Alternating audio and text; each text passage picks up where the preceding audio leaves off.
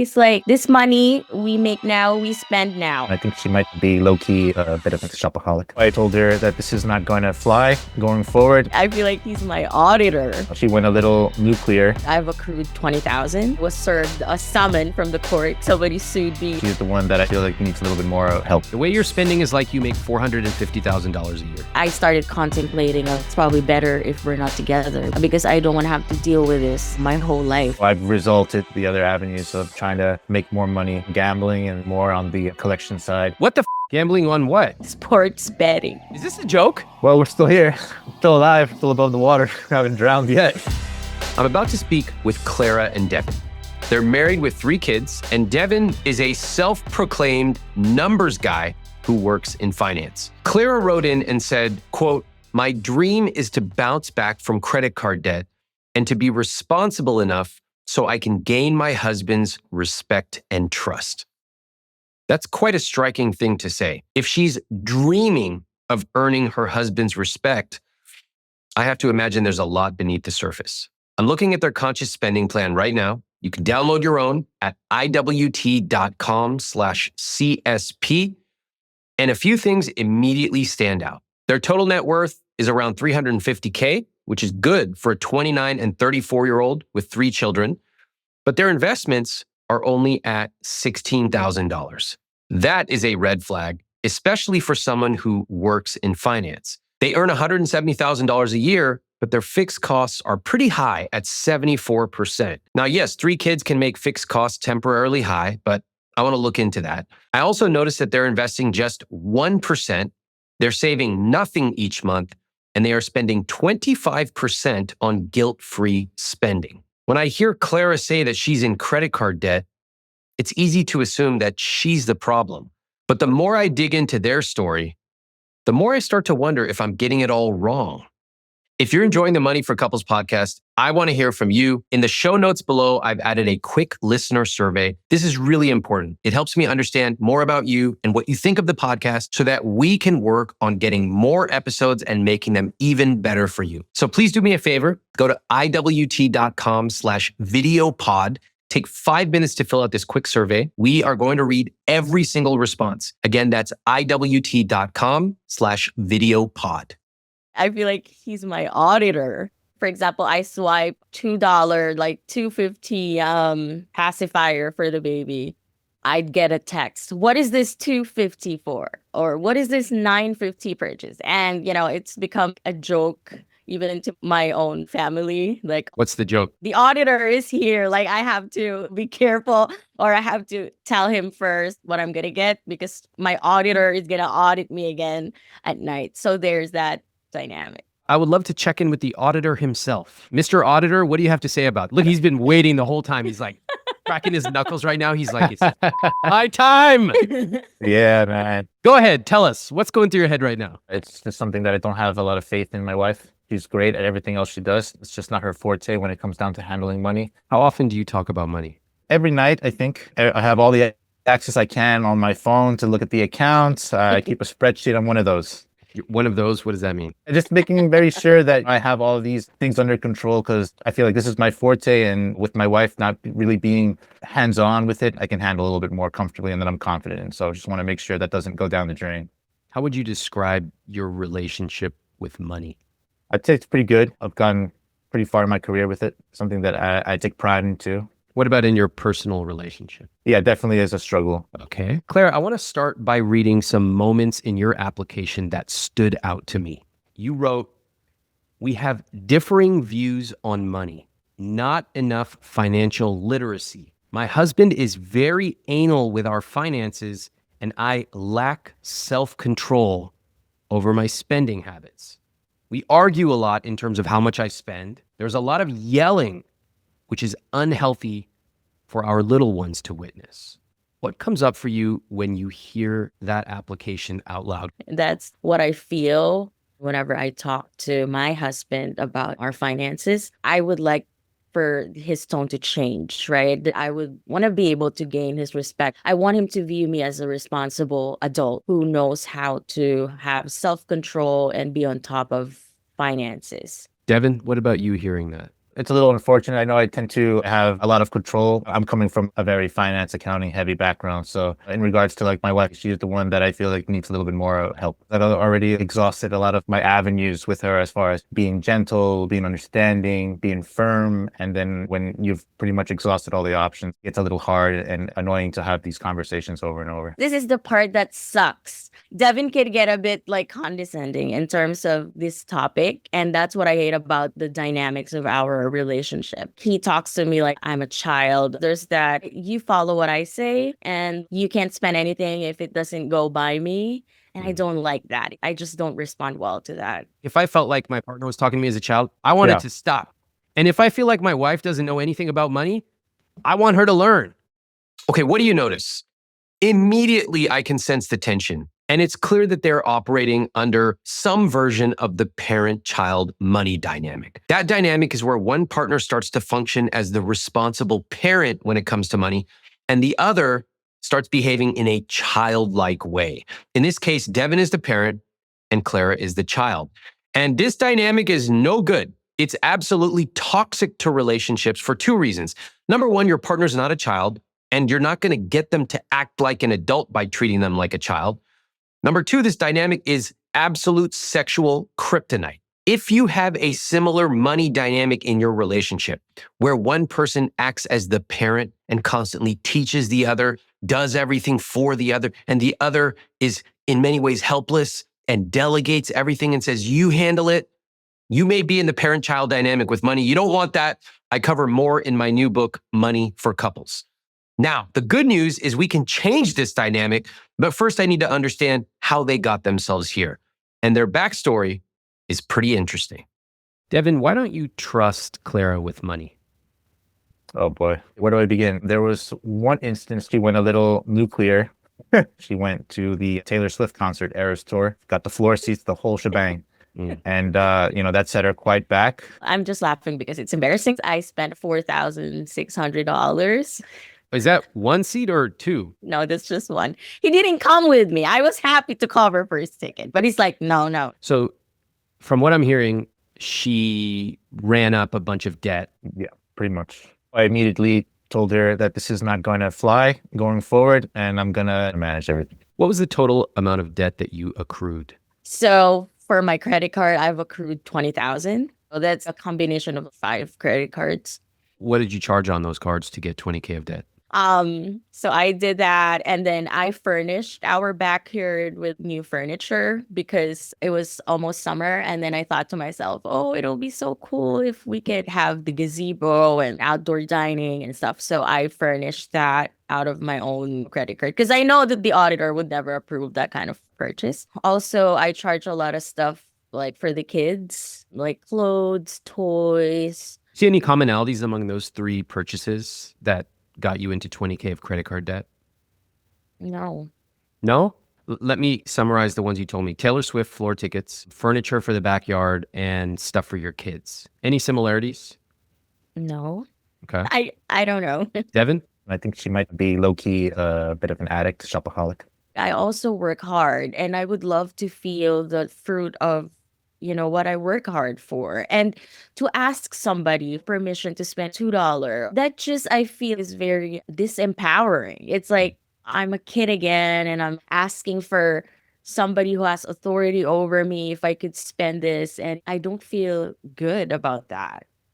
Yeah. How have you resolved this at all? You talk about it? So when I couldn't pay back all my credit card already on time, then it started piling up, and it was harder for me to get caught up with the payment. At first, I was doing the typical thing, oh, I'm not going to open my mail. I'm just going to ignore it, blah, blah, blah.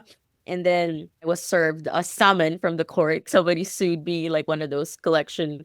I was like, okay, wow, this is a wake-up call for me. I can't really be jeopardizing my family's finances for this. I don't want our wages being garnished. So that's when I started saying, okay, I'm going to open these mails, and then I'm going to learn how to get out of this debt. So I was able to renegotiate some of those debts. I was able to lower them down. And then I started talking to Devin about it and said, hey, I want to confront this problem, and I want to start paying them off. All right. Okay, hold on. How much debt do you still have? I'd still have about 9,000. 9,000. That's down from 20. Yes. Okay. Mhm. And what's your plan to pay it off? So I'm doing the payment plan every month. So I've been paying $200 for each of those cards. Okay. Yeah. Sure. Okay. All right. Um, I'm sorry. It's hard for me to tell. Are you crying right now? Yeah, I am because I feel very embarrassed about the situation that I got myself into. And the more that you ask questions about this and the more that I talk about it, I can see now that, okay, like he's not a bad person after all. It's not just about him trying to control me. He actually has a point because now I can see we're actually on the same page trying to achieve the same goal. We just have differing ways to communicate. But had I been more willing to see the goodness out of it, to give him the benefit of the doubt that he's coming from a good place, we would have probably made a huge improvement by now. That's pretty moving. You want to tell him that directly? Devin, thank you for being patient with me when I was very irresponsible. And I really appreciate you being on top of our finances because, in a way, I'm also learning a lot from you. And it's amazing how you deal with so much self control in our finances. I appreciate that. No, I appreciate that so much. Sometimes just talking out loud helps you Right. empathize with the other person. But when we're stuck in our own heads, we get entrenched. It's like we're digging a ditch that we are putting ourselves in. But when we just talk out loud, sometimes that's why therapists really help, other trusted people. It can actually just naturally make us more empathetic. I'd like to look at your numbers. Okay. Assets are $811,000. Can you break this number down for me? Yeah, sure. So we have our house. I think it's now 450. We also have another property in the Philippines, and now it's appraised at 250,000. Okay. And then we have the values of our cars. How much total? We got 3 cars. That's going to be like 25 plus 42 plus 7,000. So that's what, 74? Okay. That's 774,000. Did we put your collections? No, I wouldn't say it would be that material. No Huh? way. What's that? I do some collecting, like you can see in the background. I do some collecting with like cards, toys. It's a little bit of a hobby of mine. Little bit of a ROI there, and it's fun for me. So, Oh, how much is your total collection of everything worth? oof, I wouldn't say again, like maybe like 5,000, 6,000. Okay. So we're at like Yeah, 780. We're 30,000 short. Kind of surprising, right? Yeah. What do you say, Devin? Because you mentioned like this is your line of work a lot. yeah. I'd say that's kind of in line. I think we did a pretty good job. I think it could be worse, as far as what we have as a total asset value. But just given the situation that we were in a couple of years ago, and then with Clara not really having a great sense of just how to control finances, maybe set us back a little bit. Yeah, I guess I'm talking about being $30,000 short in the asset value. Yeah, that's a little concerning. You know what? We did this like at 12 midnight after we put the kids to sleep. So where do we get Yeah. that other number from? All right. Well, you know what I'm going to do? I'm going to go ahead and change this Okay. to 779. I personally think that's a bit generous for a couple of reasons. One is a Zillow price is not the price that you will get. Okay. Even if you sold it for exactly what Zillow says, you're going to get tens of thousands of dollars less once you factor in transaction costs, moving costs, etc. The same is true for cars, although not to the same level, but there's a lot of transaction costs with selling, cleaning, etc. I think this is probably a little over, but let's leave it as is. All right, let's go down to the income. Clara, can you read off this combined gross monthly income? It's 14,400. And that means that the two of you make $172,800 per year combined. Did you know that? Mm. Good. That's really good to know your basic numbers. Remember, 50% of people don't even know their household income. So that's very good that you both know it. All right, let's look at the rest of the numbers. Devin, can you read off the word in bold and the full number next to it? Right. So that's investments. That's including 401k, non-retirement, all investments, 16,000. Mm-hmm. Savings, nada. 0. Debt, student loans, credit card debt, mortgage, 477,000. The debt would be my student Student loan, her student loan, two car loans, all the credit card debt that she's racked up, the mortgage. 2 mortgages for the New Jersey property. We haven't paid that off yet. And then one is for the Philippines property. So that's it. That's your $477,000 of debt. I believe so, Yes. yeah. Total net worth. For a total net worth of 318,000. All right, let's keep going. Investments are at 1%. Huh? I'm directing this at Devin, who has repeatedly told me he's in the finance world. Devin, can you explain this? Yes. Yeah, just given our situation, I just don't feel like we have that cushion that we have in order to go ahead and invest. So I have to, some gambling and some more on the collection side. What the what'd you just say? Yeah, you heard me. I had a feeling you're going to be disappointed. I didn't really see a big enough cushion for me to go ahead and invest. So I've resorted to the other avenues of trying to make more money. If you gave me $50, I'll try to go ahead and double that, triple that. Gambling on what? Sports betting. Is this a joke? Hang on a second.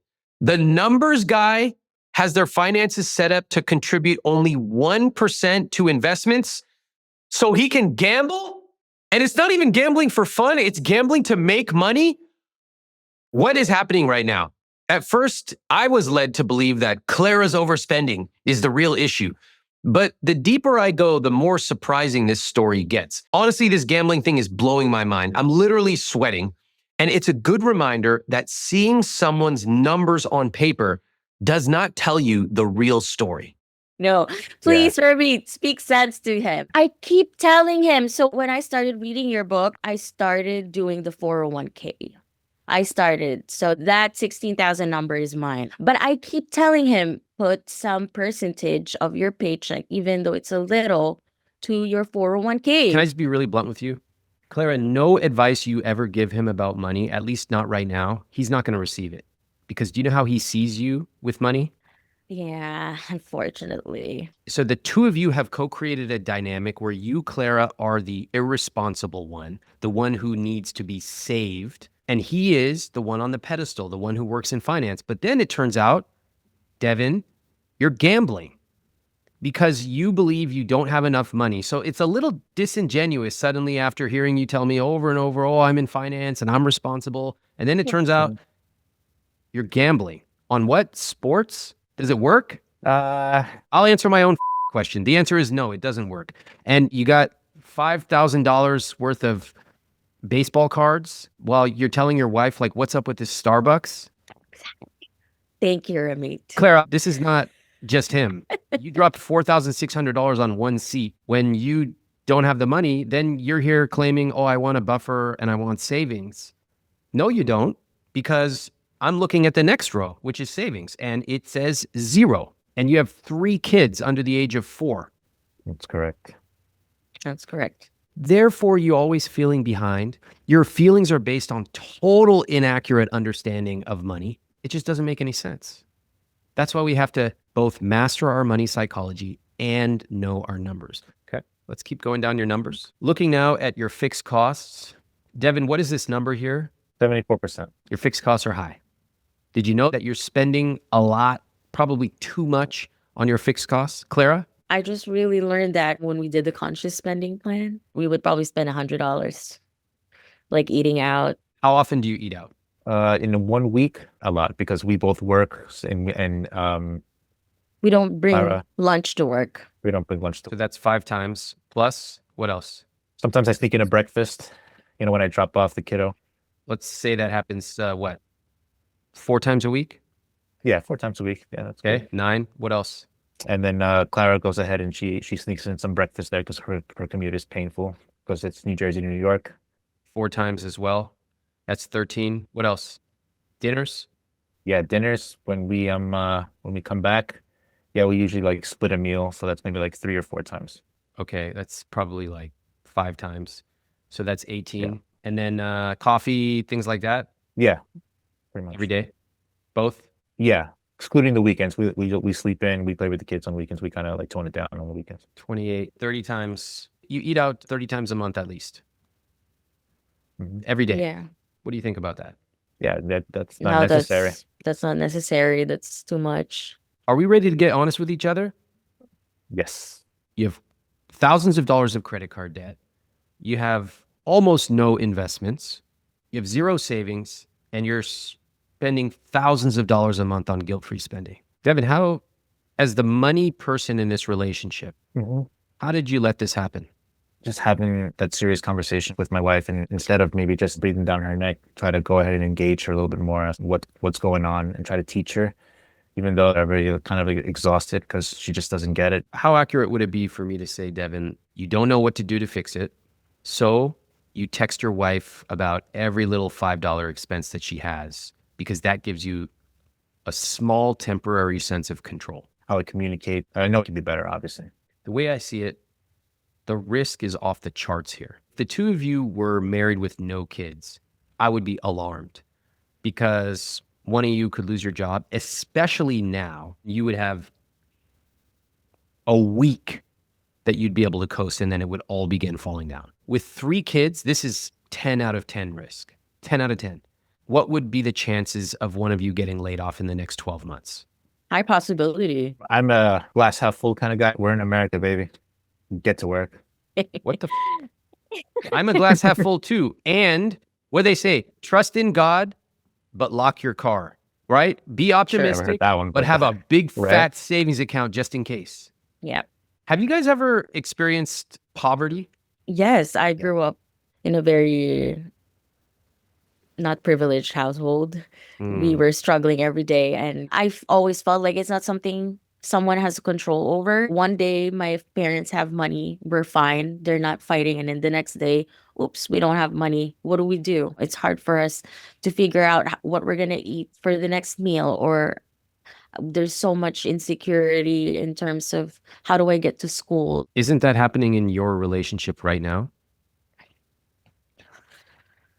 Clara, you wrote, there is a lot of yelling, which is unhealthy for our little ones to witness. How much are you willing to change in order for them to not go through that same experience? Oh, I'm willing to do whatever it takes. Because right now they are growing up in that. Similar to how you grew up, they're growing up the same way. That's scary.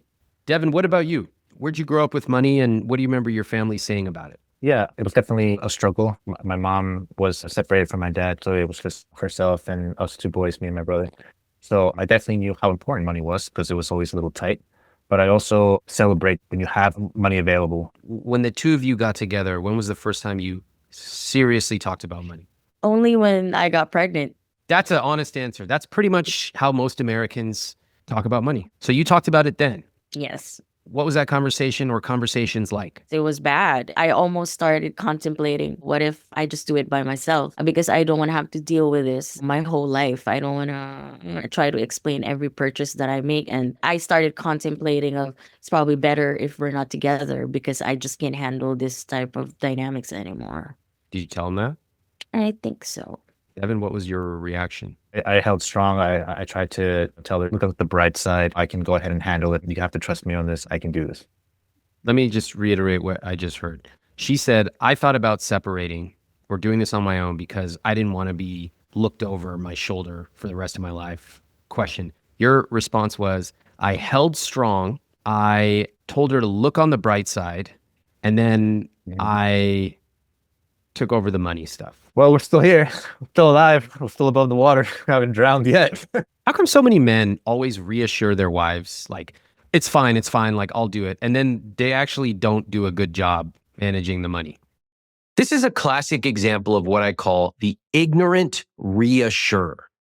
Devin doesn't actually know how to manage their personal finances, but he thinks it's his job to keep Clara calm. Men do this all the time.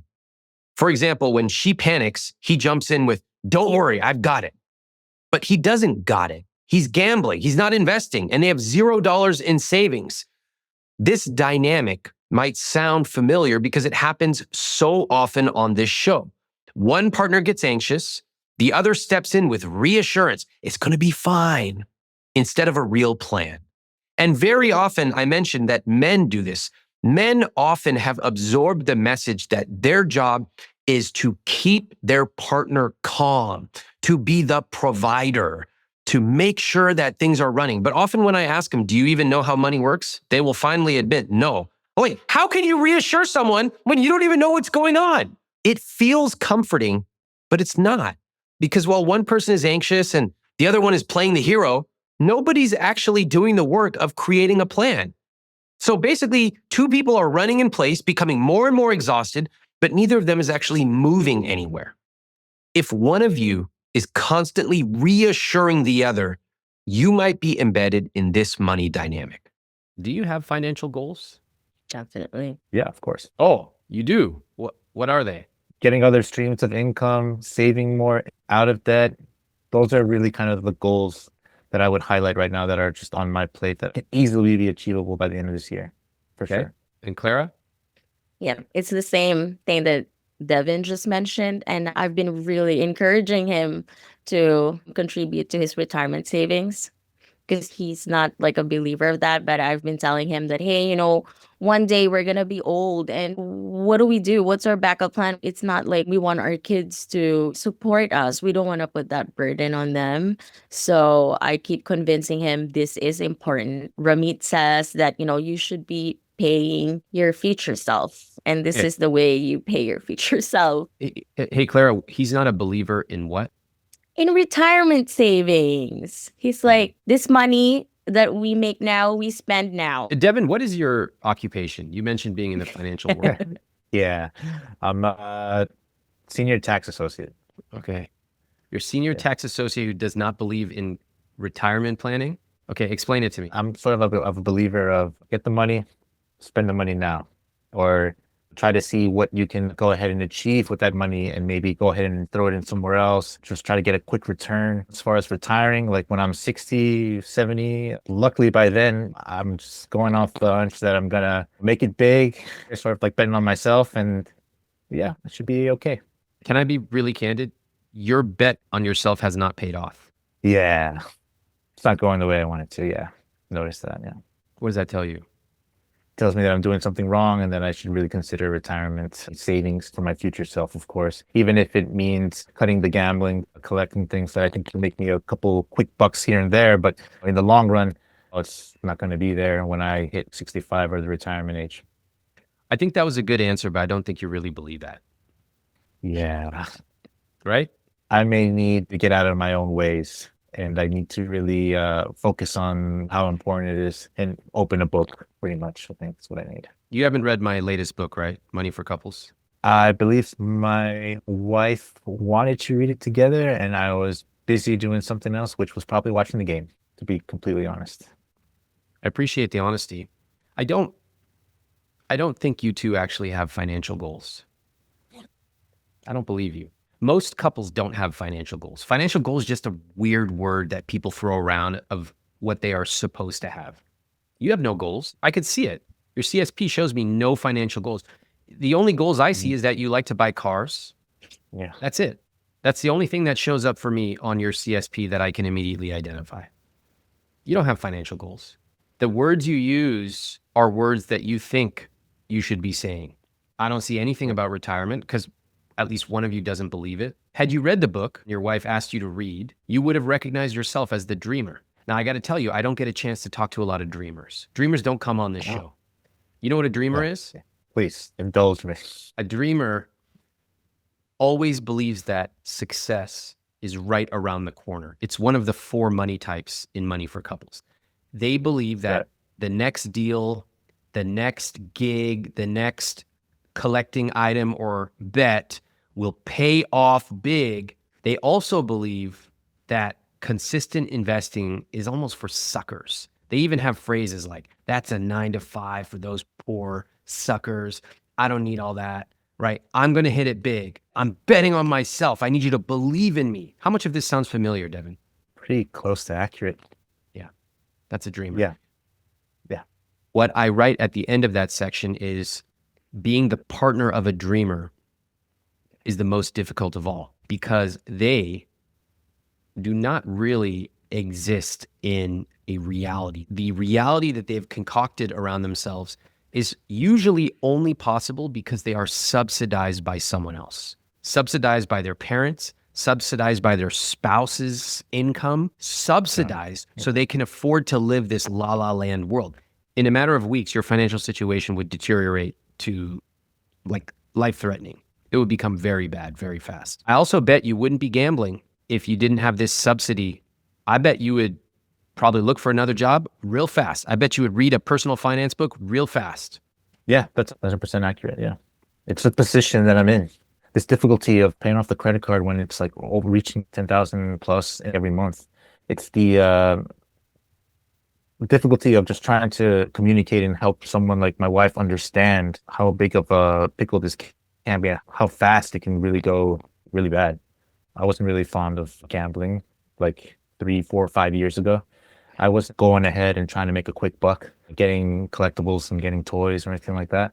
It's just the position that I'm in with Clara and then trying to see where we can go and taking the right step forward to make sure we get out of this funk. No, that's not true. You said I wasn't a fan of gambling. I've only kind of been thrust into that because my wife's irresponsible spending. Okay, I agree. Your wife has had irresponsible spending. Clara, there's no way you could have afforded $4,000 on a freaking concert seat. There's no way. And you're paying for it. You'll end up paying probably $10,000 for that seat with interest. But look at this. Devin, if you had been this long-term thinker, you would have more than $16,000 in your investment account. Where's the money? Me and my wife are a big fan of doing all kinds of renovations at our house just to make it a very nice. Oh, what a surprise. Yeah. So How much you spend on renovations total? I think since we got the house in 2021, I have a record of it like 80 grand. 80 grand Yeah. with 3 kids and 0 savings. The only way for you to move forward is to actually take a hard look in the mirror and be honest about what is going on in this dynamic. Like each of you has kind of portrayed yourself as either a victim of your circumstances or I know I messed up in the past. Okay, I'm ready to change now. The victim of circumstances, Devin, is I'm only doing this gambling because my wife is so irresponsible with her. I've tried everything. Have you tried reading a book? No, don't have the time. Should make the time. You have the time. I can't believe I, as a guy who doesn't even have kids, am telling a parent of 3, you have the time. You have the time if you have $0 in savings and 3 kids. You have the time. Mm-hmm. Get the audiobook. Listen to it on the way to work. Whatever. I'm not here to micromanage. You have the time. Mm-hmm. Then, Clara, you're saying like, I know I made mistakes, but I'm ready to change. Yep. What are you ready to change? I really would love to start saving for our kids, an account where we can set aside money for their activities, which I've always told Devin, like, hey, let's enroll this kid to swimming, let's enroll this kid to soccer. But then Devin would always say, no, we don't have budget for that. That's another 100, 200 a month. And that's something that I would really love to set aside money for. How is your first answer about spending money on kids' activities? How? I mean, Have we not been talking about how you have 0 savings? yeah. And your first response is, I want to spend money on my kids. Gotcha. This isn't a back and forth, Devin. It's not about one person being right or wrong. You're both put yourself in this situation. Until you start looking at yourselves as a team, you're constantly going to have a tug of war going on, which results in exactly this. I want to do this. No, that's not going to work. And we just stay paralyzed. And by the way, end up spending all of our money anyway on cars and renovations and all the typical stuff that Americans spend their money on and then go, where did it all go? Where did it go? It went to your house and your driveway. Honestly, looking back at this, I was getting visibly frustrated, and I regret that. You know, my job is to stay calm, and I want to be able to connect with each couple that comes on this show. What was going through my mind was frustration at how both of them are so entrenched in their money dynamic that they've created a reality where they're the ones being wronged. Clara feels like Devin controls her, so as a reaction, she racks up debt. Devin uses gambling as a way to get rich quick. And both of them literally believe they're the ones being wronged. It's like, I don't have a choice. You made me do it. This happened to us. No, you chose this. Sometimes I think we go out of our way to account for all the reasons someone might be acting in a peculiar way. Structural reasons, childhood, cultural messages, gender, that we forget about personal responsibility. Not on this show. I believe you can simultaneously acknowledge the need for systemic reform and take personal responsibility. And candidly, they both need to take that personal responsibility right now. If they continue pointing fingers at each other, they'll just keep going along this path. Can you imagine doing this for decades in your relationship? What do you think happens? The reason that I was getting so heated is I'm not okay with pointing fingers if you're not going to make changes, especially when I see how quickly they can make a change if they choose to. So, Clara, what are you willing to change? And how can your first answer be, I want to spend money on my kids? Okay, now that I think about it, what I'm willing to change is the way we spend money. Be specific. Yeah, so now that we're dissecting our habits, it should all start with us cutting on what we spend and prioritizing saving, because it sounds ridiculous that we had $80,000 for renovation, but we have zero savings. Okay. Devin, what do you need financially speaking? Financially speaking, what we need is a savings account. We definitely need to go ahead and save for any kind of things that can go wrong. Why? Because if things go wrong, getting furloughed or getting laid off, and we don't have any savings, then it's going to be a pretty steep hill to go ahead and try to see if we can bounce back. Part of living a rich life is making decisions before the world forces you to make them. Yeah. I'm going to put it up on screen, your conscious spending plan, and Yeah. you two tell me, as a team, what you would like to change. Okay, let's do the car. I think that's what me and Clara really want to tackle first, because one of the car payments there is ridiculous, like $1,300. You have a $1,300 car payment. Mm-hmm. That's my bet. What was the thinking behind it? The thinking behind it was when I got this EV car in 2024, it was pretty much get the 3-row, because we have 3 kids now. We can't really have a very comfortable sort of ride if we're going to go ahead and take the kids to a trip or anything like that with just a 2-row car. What the is going on right now? I know. We need a $1,300 car payment so we have a comfortable. Yeah. Meanwhile, we have zero in savings. What is happening right now? I think I'm just getting too comfortable seeing how me and my wife did work hard to get to the jobs that we are right now. And we can always go a little bit more north, and we can have. The way you're spending is like you make $450,000 a year. Exactly. Back to the CSP. Tell me what you want to change. You want to sell one car? Yeah. You're not going to trade it in. I'm going to tell you that right now. These car dealers are not your friends. They're not going to make a deal unless they're benefiting. So we're not doing a trade, and you don't need 3 cars. Right. Which car are you going to sell, and how much are you going to make or lose? Right. So there's this one car that's completely paid off. It's the car that I've been driving since high school. To the Jeep. That's gonna probably be like around 7,000. What year Jeep is this? That's a 2004. You think you're going to get $7,000 for a 2004 Jeep? I kept it in pretty good condition, so I'm hoping there. That's kind of estimate. 2004 honest. Jeep Wrangler. Yeah. Have you looked online to see what the prices are? Yeah, I believe the market is around there, 7 to 6. Okay, you're right. I stand corrected. Let's post it up. 7,000. Yeah. All right, damn. You kept it in good condition, 7,000. All right, $7,000. What are you going to do with the money? So I'm putting that all on the big car note, which is the EV car, and then when I get the tax refund, just bring it down and just try to get rid of it. What's the interest rate on your EV? It's a 0. I would take that money and put it in savings.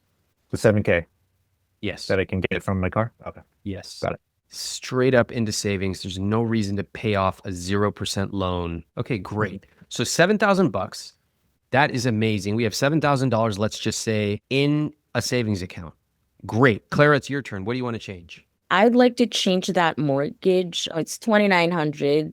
The breakdown for the New Jersey property is $1,700. The breakdown for Philippine building is $1,200. But our goal is starting in August, that property in the Philippines would start like paying off by itself because we would rent it out. Okay. How come you haven't rented it already, out of curiosity? We bought it like on a pre-sale, so they're still building it, and it's going to be finished by August. So you're hoping that it covers the mortgage. Is that realistic? Have you looked at rents around there? Yeah, so they're big on short-term rental, Airbnb, so we can put it up for like $200 a day. Mm-hmm. How realistic is it? Just so I know, like you're planning to finish it in August and then rent it out. Is there anything that could go wrong here? Because I like to be conservative when I plan. Our goal is for just at least to make $1,200 a month from that. So that'll be like a week of being rented out. That's our goal, just so that we don't have to include that in our fixed costs.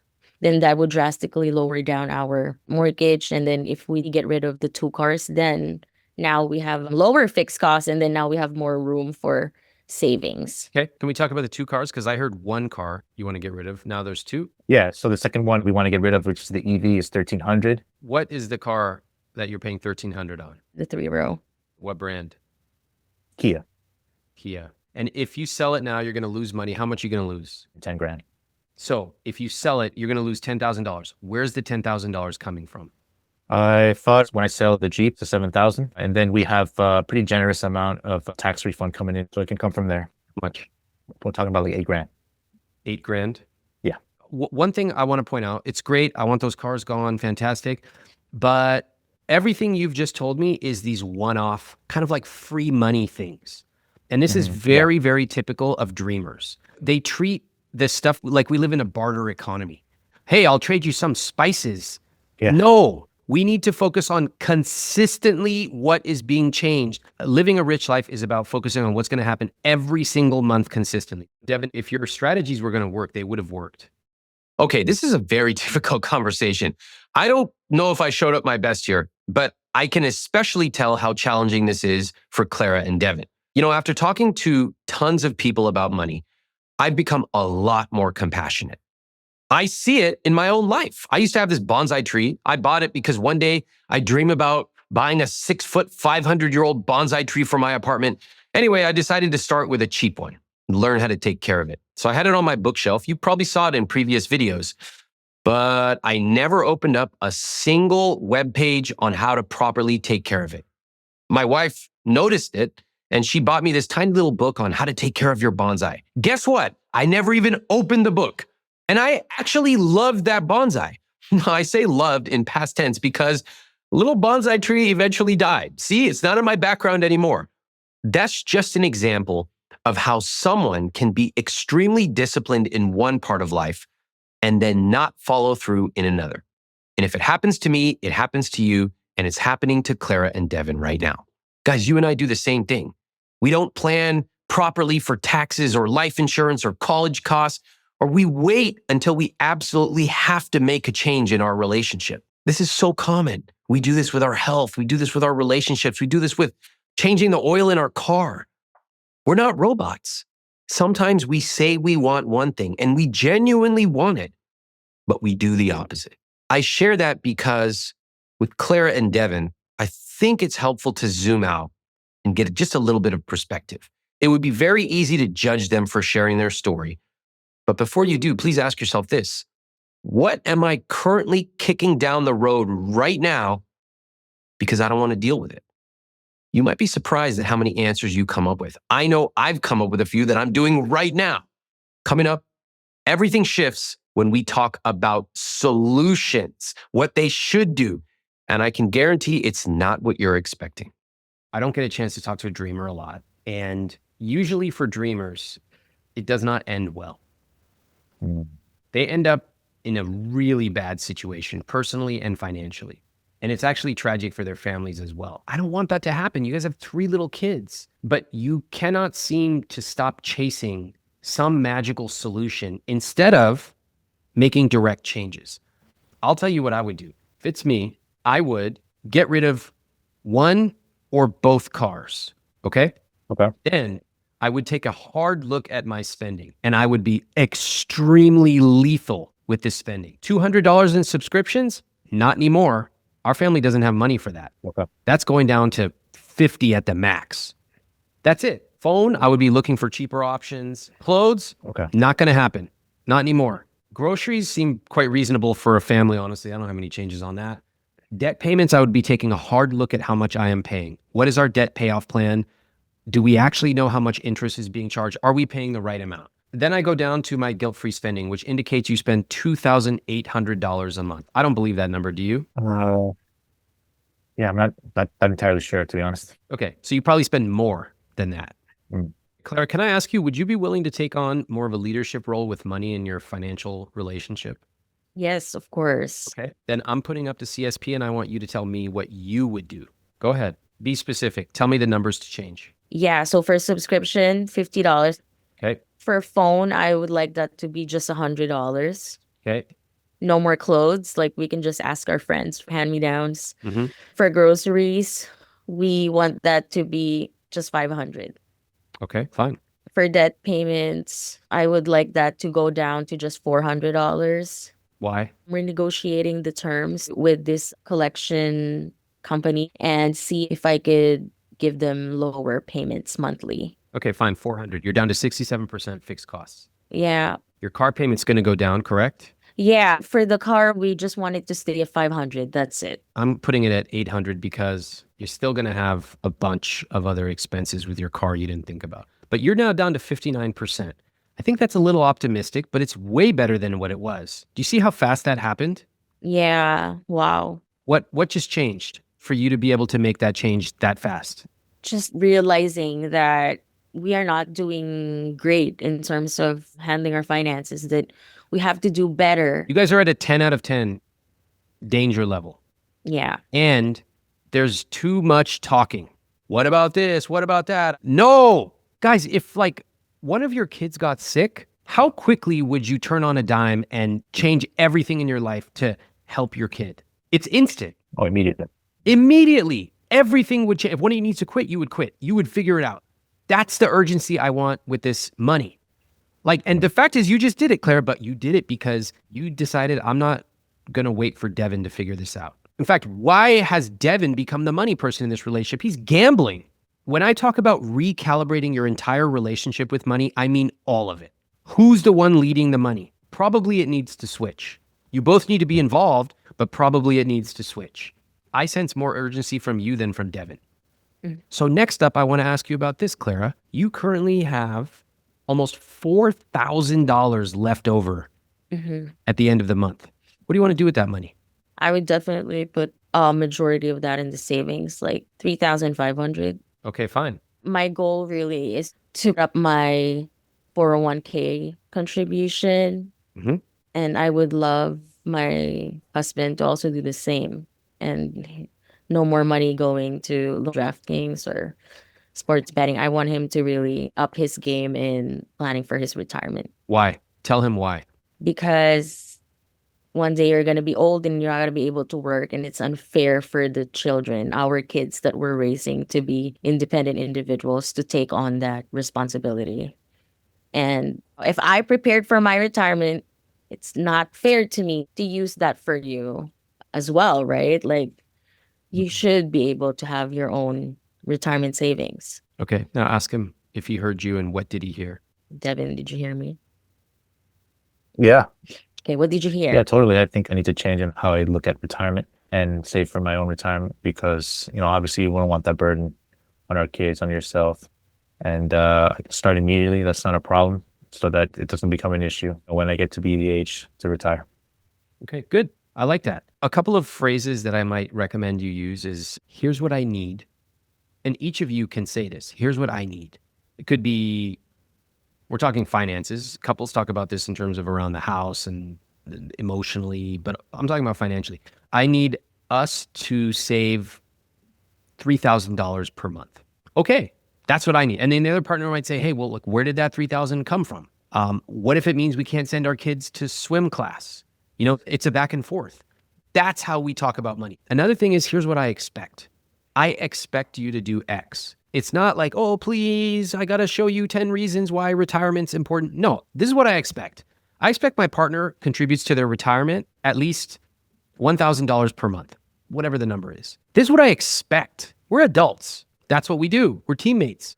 I will say that with the amount you make, you could be debt-free. 100%.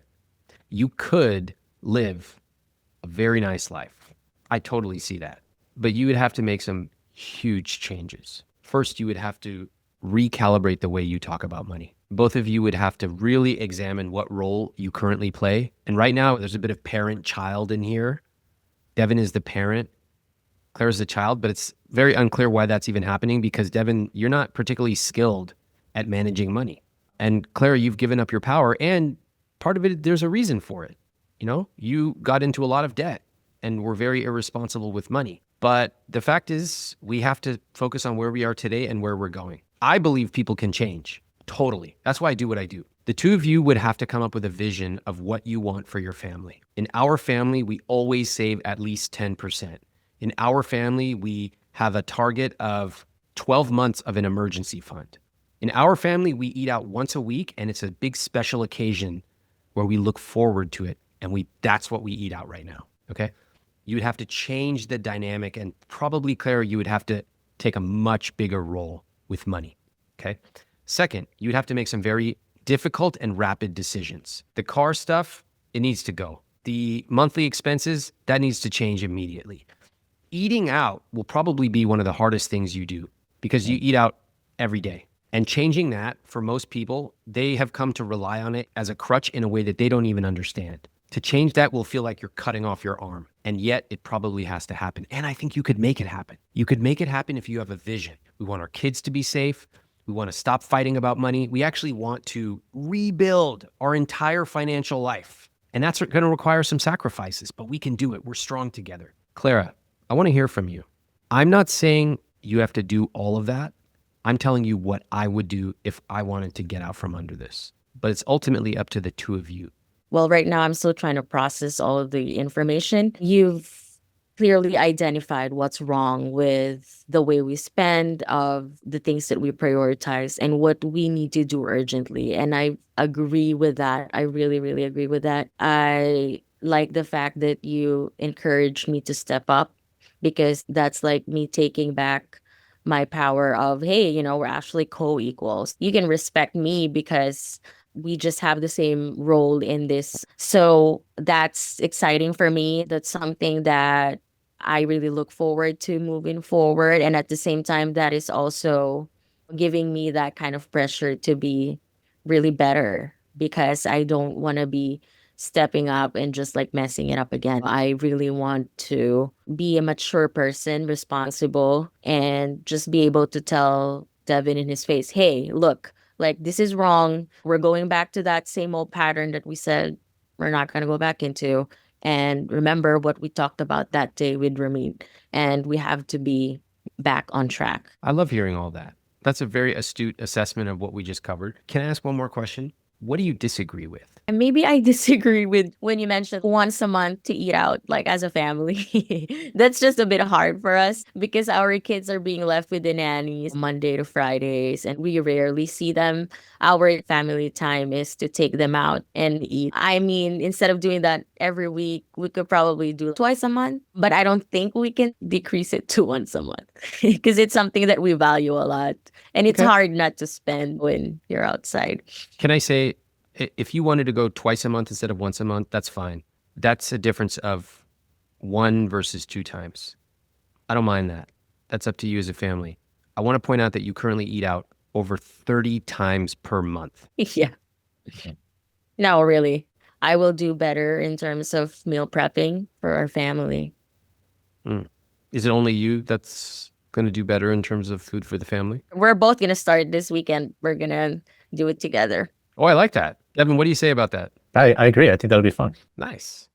Okay. Devin, what about you? What do you think hearing my feedback, my observations? My reaction is it was pretty shocking. I didn't know I had a classification as a dreamer. So that was like a wake up call. I also agree with you at how these dreamers act and how they feel like just banking on it every day. Like, oh, something's just going to happen. Everything. I'm just going to find money somewhere else, stuff like that. So that whole outlook, that whole persona that I've taken on needs to change. I don't think there's anything I do disagree on, especially when it comes down to cars. That's something that I wanted to get rid of and that I've been working towards too. How about the baseball cards and the other collections? I understand that you probably want me to get rid of it all.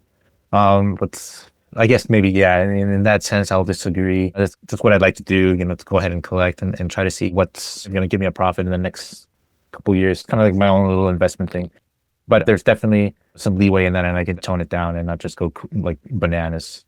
What do you think about that, Clara? That's very great to hear. I rarely hear my husband admit something like that. I love it. I love that he's open and he's willing and that he's taken in the feedback. I like that too. Now I'd like to ask both of you, what surprised you about this conversation? Clara?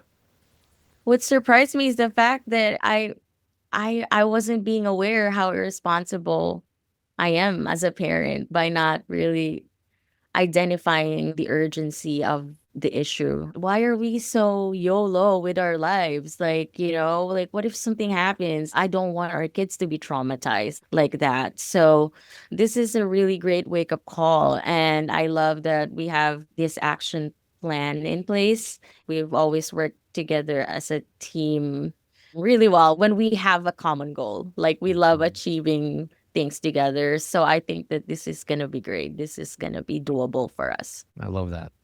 It's funny. Sometimes we need permission from somebody we don't even know to do the thing that is right. And the best part of it is once you recognize that permission and then you start doing the thing, you realize I never actually needed permission the entire time.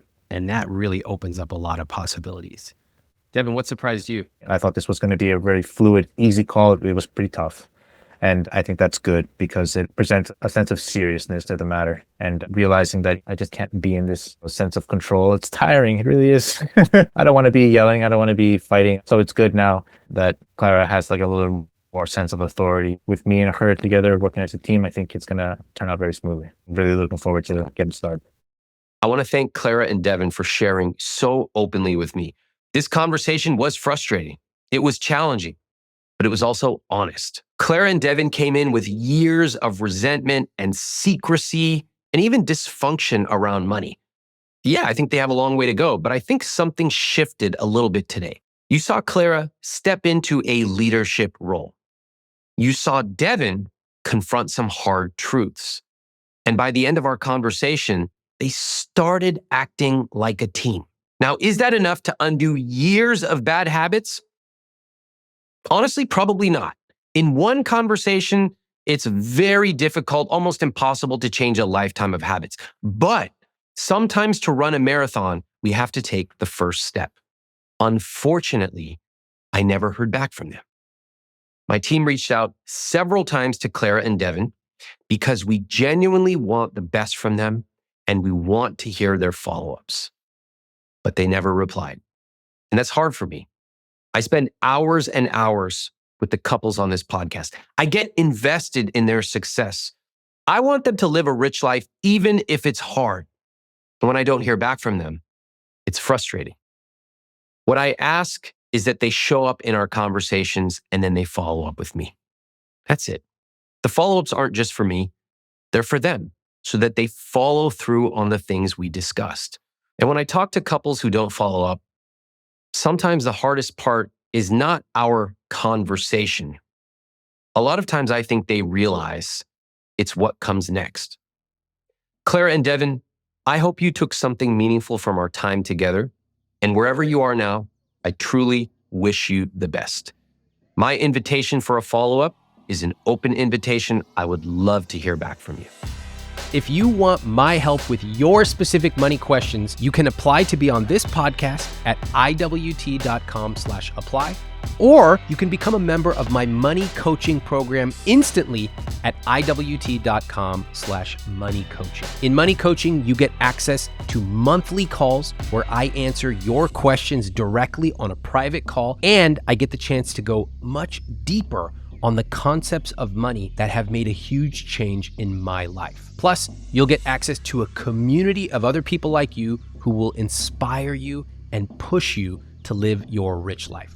Check out money coaching at iwt.com/moneycoaching.